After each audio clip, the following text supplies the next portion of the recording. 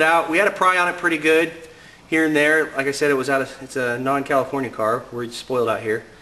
Hold this input shaft really good on this side now that we've taken this bearing and snap ring off.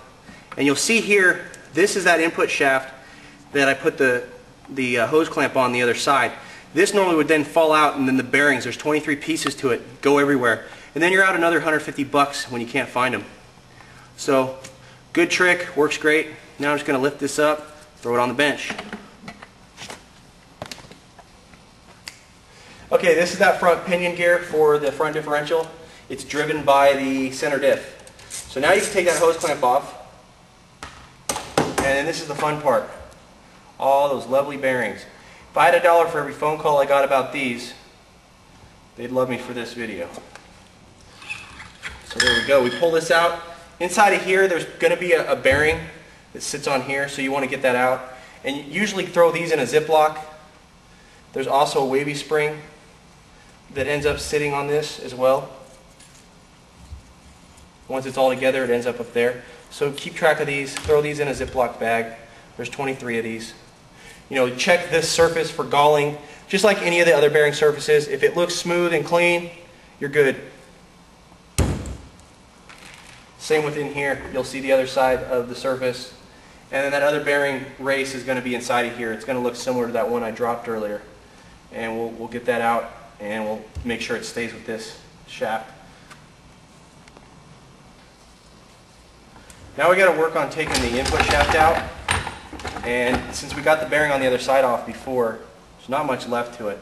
So first thing we're going to do on this side is we're going to get some C-clip pliers right here, and we're going to start taking apart the selector shaft.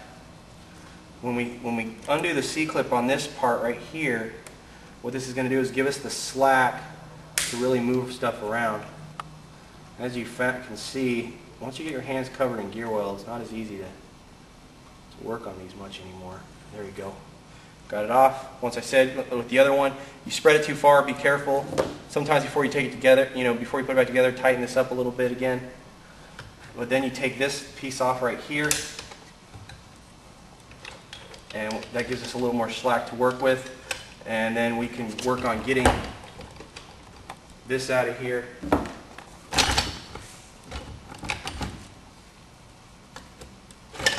The shaft comes apart, and this is part of what goes to reverse.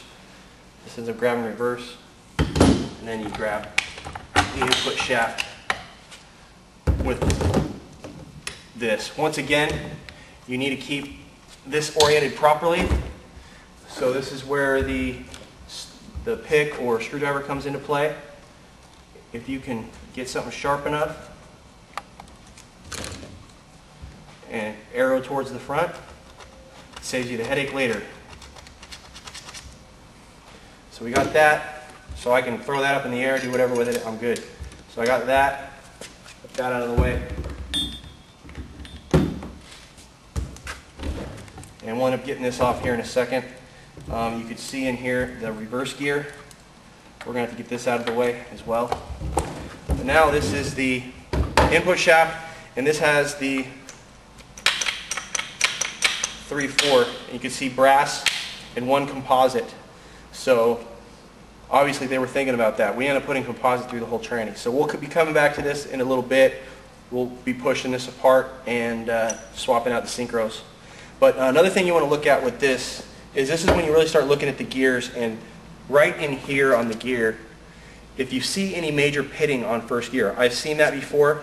It gets like pretty deep and worn. This one looks really nice actually. There's barely a groove. If you start getting really beat up, this is your first gear. I've seen them pretty nasty, and it was a friend of mine, so we ran it and it's been fine, but it depends on what you're going to do. If you're going to road race, obviously you want all your gears in pristine shape. Yeah, this one looks really good. There's no deep pitting in the gears, and this is one of the gears that shows at first gear. And you're going to want to look at all the gears. This tranny actually looks in really good shape, so this one should be fine. Just the rebuild. It's pretty rare, like I said, and it's up to you. If your gears were quiet, it's ultimately your call. You drove the car before, you're going to drive it after. If you're going to go road race it for a whole season, 30 minutes, 40 minutes, at a time, really beat the heck out of it, then yeah, you might want to look into changing any shafts or gears while you're in there.